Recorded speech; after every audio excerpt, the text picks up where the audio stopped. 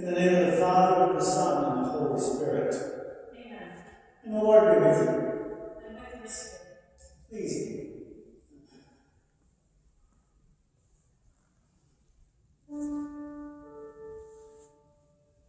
Let us praise Christ the Lord, who offers compassion to sinners.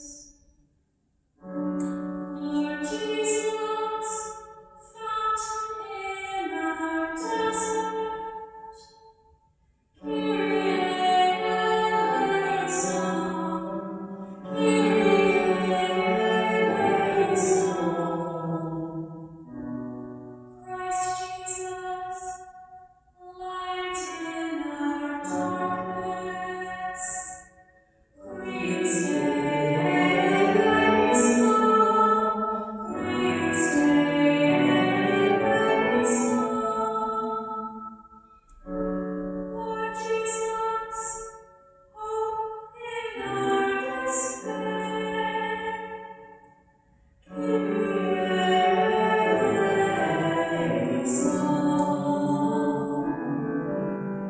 Kyrie eleison.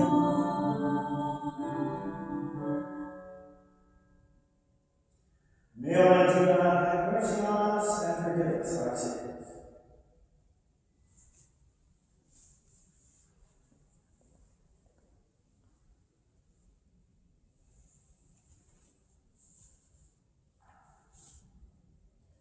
Let us pray. O God, who through your word reconciled the human race to yourself in a wonderful way, grant, we pray, that with prompt devotion and eager faith, the Christian people may hasten to mark the solemn celebrations to come. Through our Lord Jesus Christ, your Son, who lives and reigns with you in the Holy Spirit, one God, forever and ever.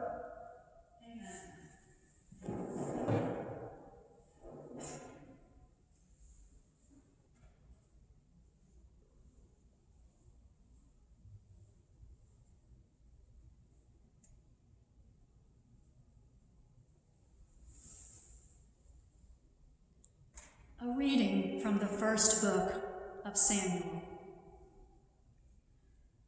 The Lord said to Samuel, "Fill your horn with oil and be on your way.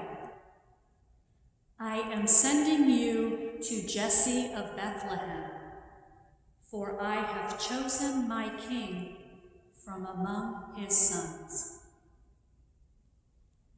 As Jesse and his sons came to the sacrifice, Samuel looked at Eliab and thought, "Surely the Lord's anointed is here before him." But the Lord said to Samuel, "Do not judge from his appearance or from his lofty stature, because I have rejected him. Not as man sees does God see, because man sees the appearance, but the Lord looks into the heart." In the same way, Jesse presented 7 sons before Samuel. But Samuel said to Jesse, "The Lord has not chosen any one of these." Then Samuel asked Jesse, "Are these all the sons you have?" Jesse replied, "There is still the youngest, who is tending the sheep." Samuel said to Jesse, "Send for him. We will not begin the sacrificial banquet until he arrives here." Jesse sent and had the young man brought to him. He was ruddy, a youth handsome to behold, and making a splendid appearance. The Lord said, "There, Anoint him, for this is the one." Then Samuel, with the horn of oil in hand, anointed David in the presence of his brothers. And from that day on, the Spirit of the Lord rushed upon David. The word of the Lord. Thanks be to God.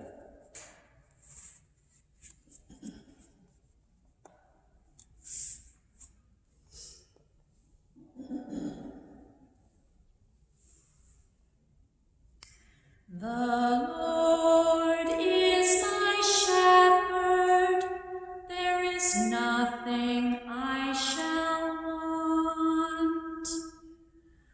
The Lord is my shepherd, there is nothing I shall want.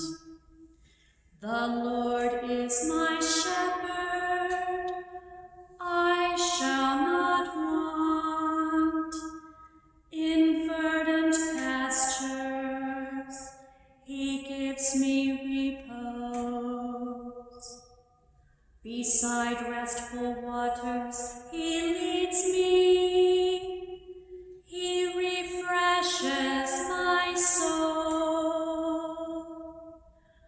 The Lord is my shepherd, there is nothing I shall want. He guides me in right paths for his name's sake. Even though I walk in the dark valley, I fear no evil, for you are at my side with your rod and your staff that give me courage. The Lord is my shepherd, there is nothing I shall want. You spread the table before me in the sight of my foes. You anoint my head with oil, my cup overflows. The Lord is my shepherd, there is nothing I shall want. Only goodness and kindness follow me all the days of my life, and I shall dwell in the house of the Lord for years to come.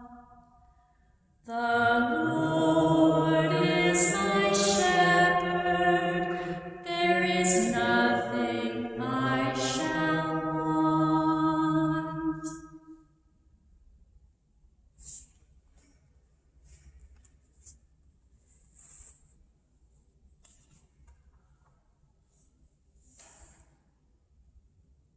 A reading from the letter of St. Paul to the Ephesians.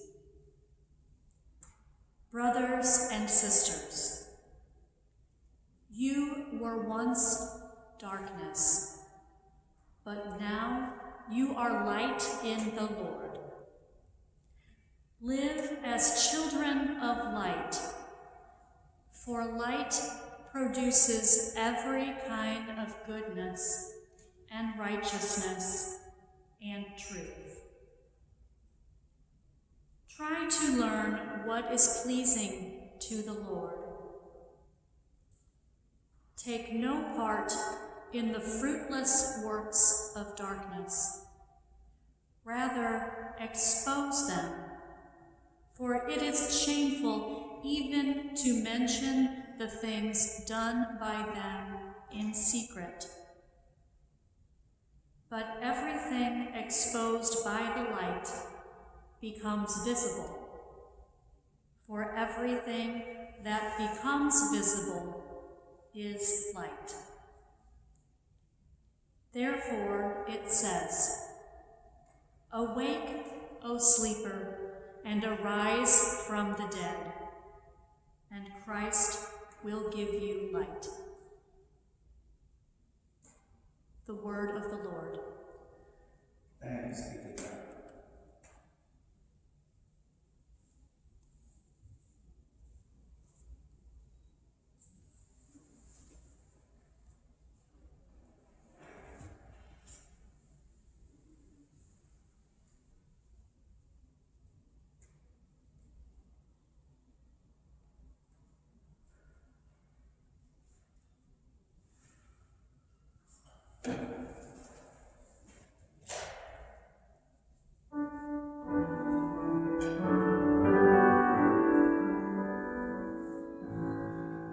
Glory to you, Word of God, Lord Jesus Christ. Glory to you, Word of God, Lord Jesus Christ. Your word is a lamp for my feet and a light on my path. Glory to you, Word of God, Lord Jesus Christ.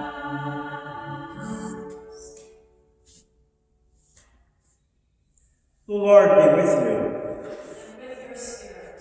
A reading from the Holy Gospel according to John. Glory to you, O Lord. As Jesus passed by, he saw a man blind from birth. His disciples asked him, "Rabbi, who sinned, this man or his parents, that he was born blind?" Jesus answered, "Neither he nor his parents sinned. It is so that the works of God might be made visible through him. We have to do the works of the one who sent me while it is day. Night is coming when no one can work. While I am in the world, I am the light of the world." When he had said this, he spat on the ground and made clay with the saliva, and smeared the clay on his eyes, and said to him, "Go wash in the pool of Siloam," which means sent. So he went and washed, and came back able to see. His neighbors and those who had seen him earlier as a beggar said, "Isn't this the one who used to sit and beg?" Some said, "It is," but others said, "No, it just looks like him." He said, "I am." So they said to him, "How were your eyes opened?"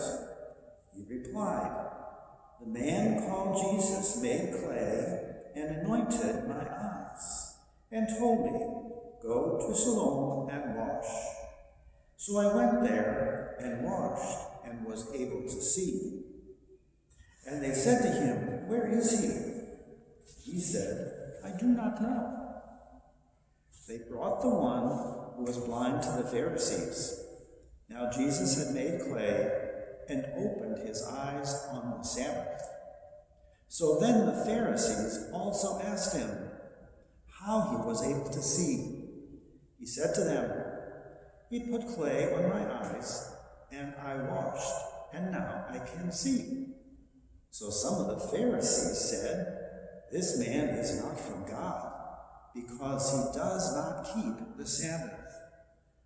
But others said, "How can a sinful man do such things?" And there was division among them. So they said to the blind man again, "What do you have to say about him, since he opened your eyes?" He said, "He is a prophet."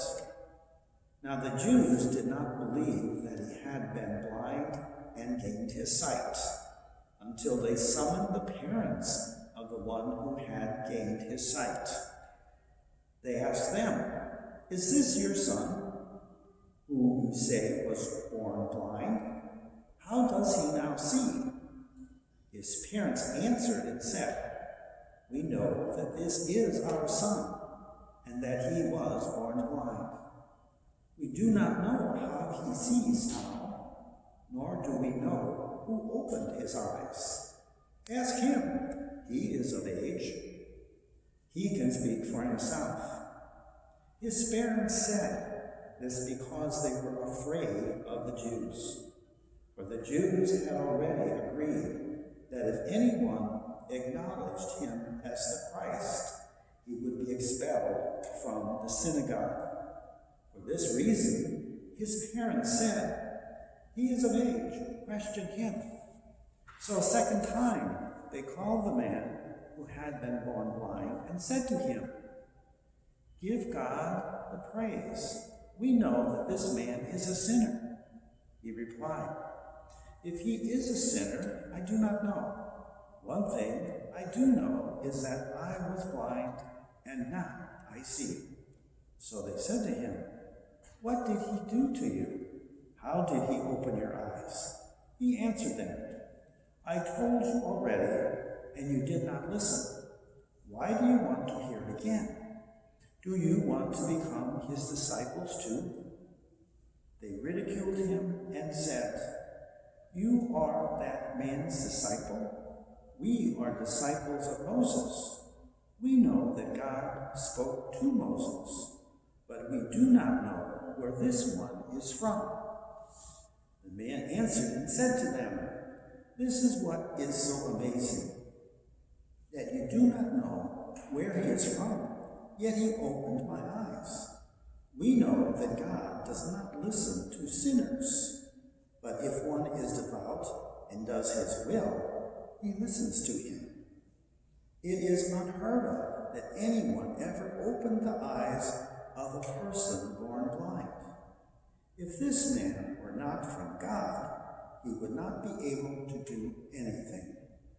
They answered and said to him, "You were born totally in sin, and are you trying to teach us?" Then they threw him out. When Jesus heard that they had thrown him out, he found him and said, "Do you believe in the Son of Man?" He answered and said, "Who is he, sir, that I may believe in him?" Jesus said to him, "You have seen him, and the one speaking with you is he." He said, "I do believe, Lord," and he worshipped him. Jesus said, "I came into this world for judgment, so that those who do not see might see, and those who do see might become blind." Some of the Pharisees who were with him heard this, and said to him, "Surely we are not also blind, are we?" Jesus said to them, "If you were blind, you would have no sin. But now you are saying, 'We see,' so your sin remains."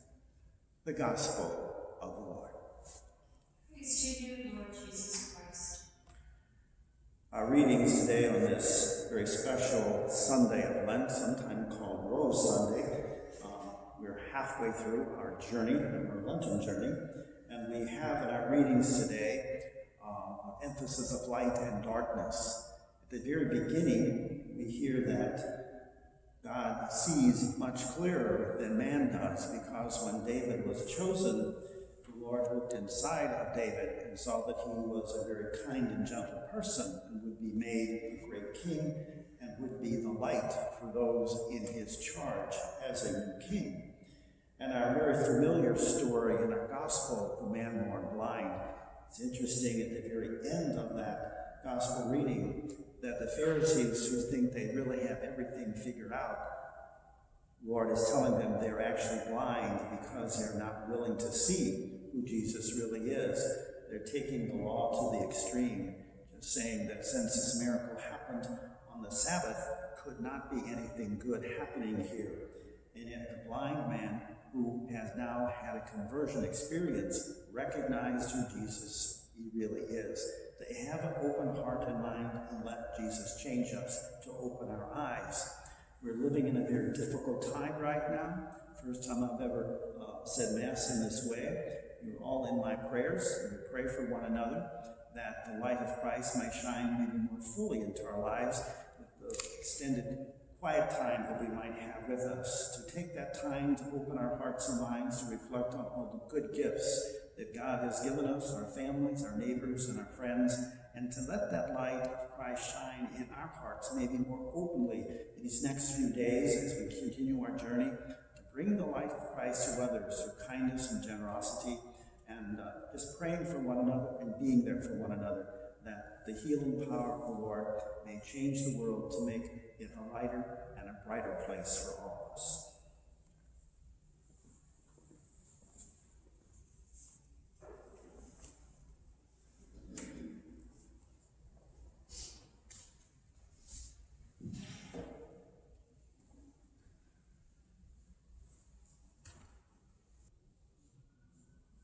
We bring our prayers before God.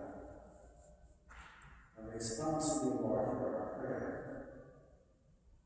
Strengthen our faith as we face life without the benefit of the Eucharist.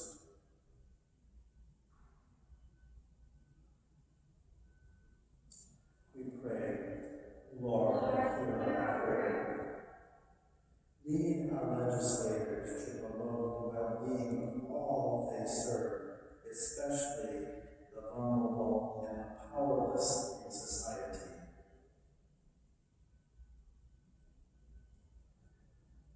We pray to the Lord. Lord, hear our prayer. Give wisdom to those working to halt the spread of disease and develop vaccines for cure.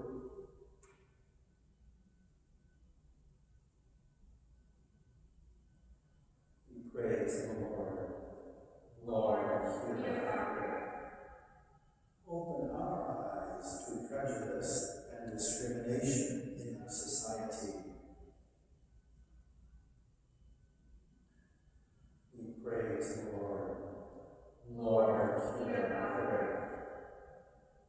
Help those facing loss of employment or income due to the restrictions placed on our society. We pray to the Lord. Lord, hear our prayer. Heal family members, friends, and fellow parishioners who are sick, facing serious surgeries, or in recovery, especially the father of Maya Rockman, the mother of Ernie Kovac, the sister of Kathy Cavieton, and Steve Moylan. We pray to the Lord. Lord, hear our prayer. Remember those who ask for our prayers and for the intercessions that we hold within our hearts.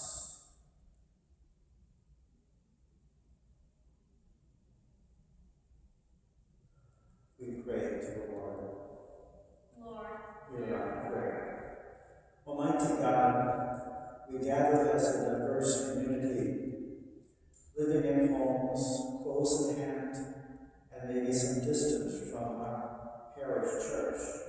But we as a community are in spirit at this time, praying together for the intercession of the Holy Spirit to guide and direct those that are seeking and cure for this very insidious type of separation that we experience, that there may be a true healing of family, friends, and the world, to know that we're all brothers and sisters, and pray together for a new beginning, that Jesus' light may come into the world and heal our world. We assist in all these prayers through Christ our Lord. Amen.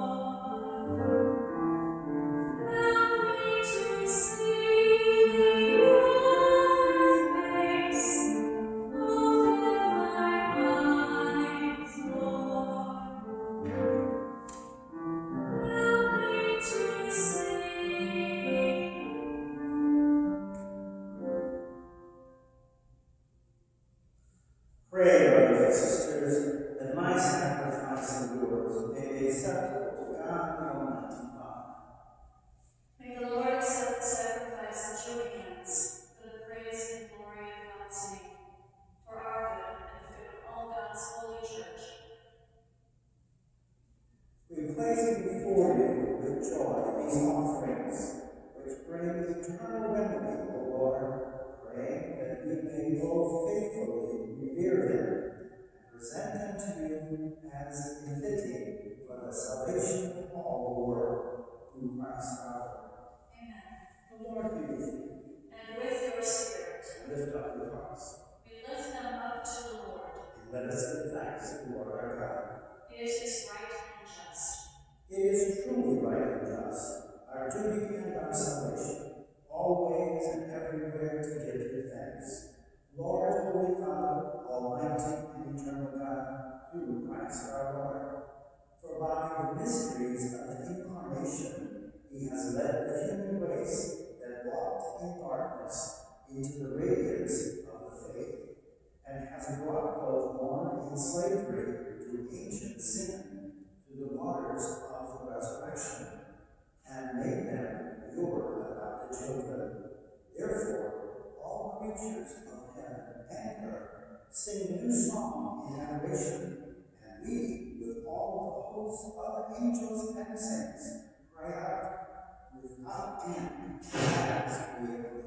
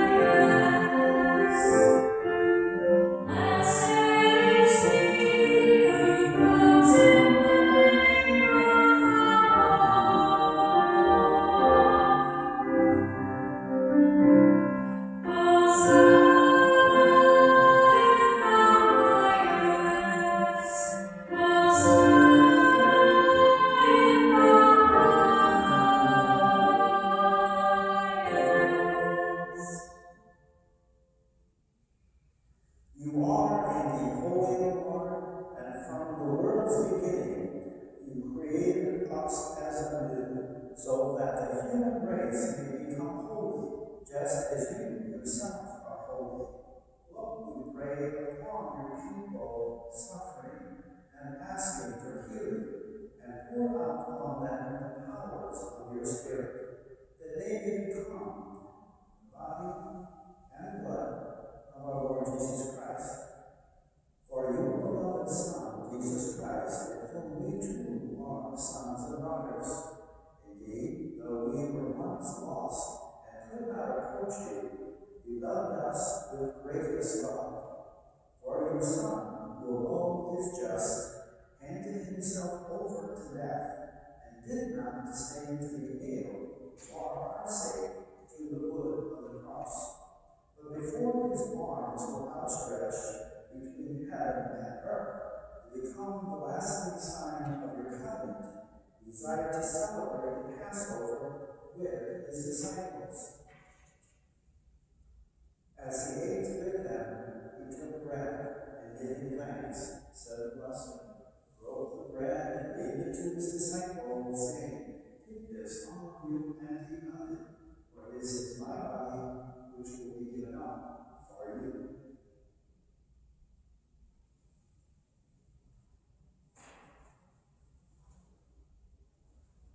In a similar way, the supper was ended, knowing that he was about to reconcile all things to himself through his blood to be shed on the cross. He took the chalice, filled with the fruit of wine, and once more giving thanks, handed the chalice to his disciples, saying, "Take this, all of you, and drink of it, for this is the chalice of my blood, the blood of the new and eternal covenant, which will be given up for you and for many for the forgiveness of sins. Do this in memory of me."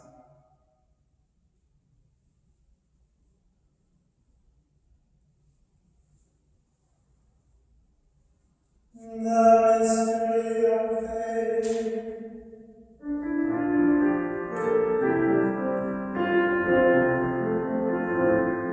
We proclaim your death, O Lord, and profess your resurrection until you come again.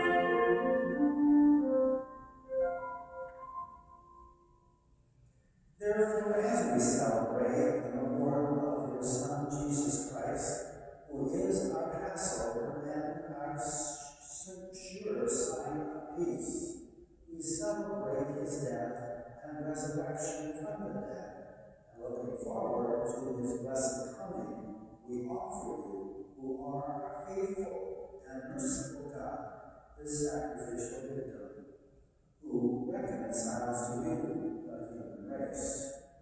Look kindly, most compassionate Father, on those you unite to yourself by the sacrifice of your Son, and grant that by the power of the Holy Spirit, as they partake of this one bread and one chalice, they may be gathered into one body of Christ, who heals every division.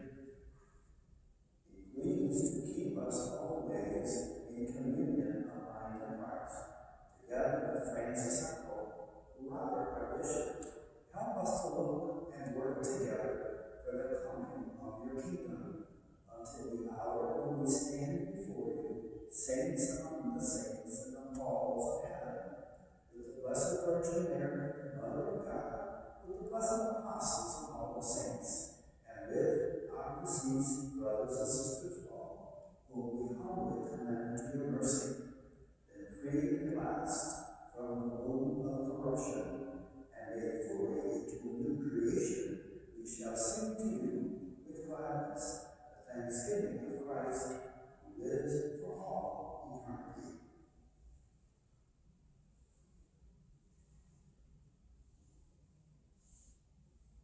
Through him, with him, and in him, O God, Almighty Father, in the unity of the Holy Spirit, all glory and honor, forever and ever.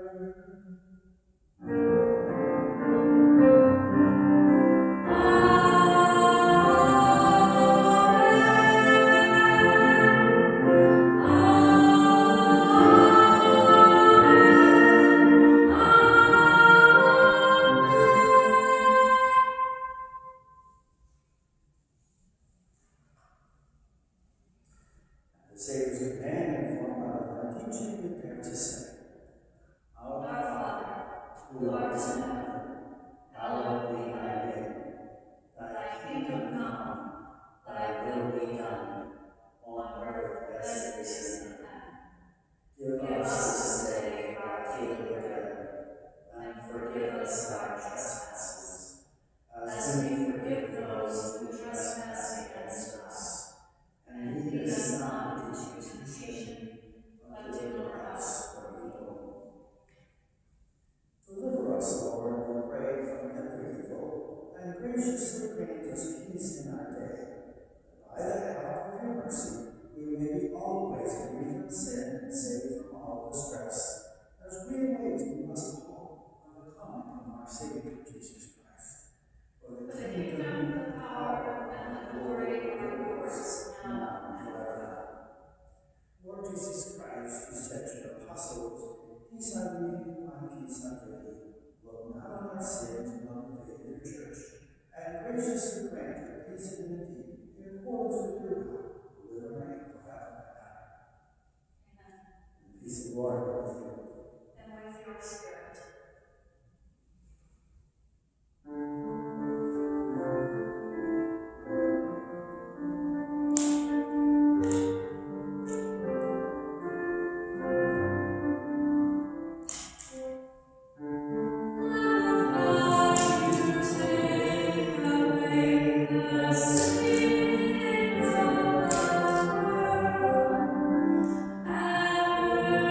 Mercy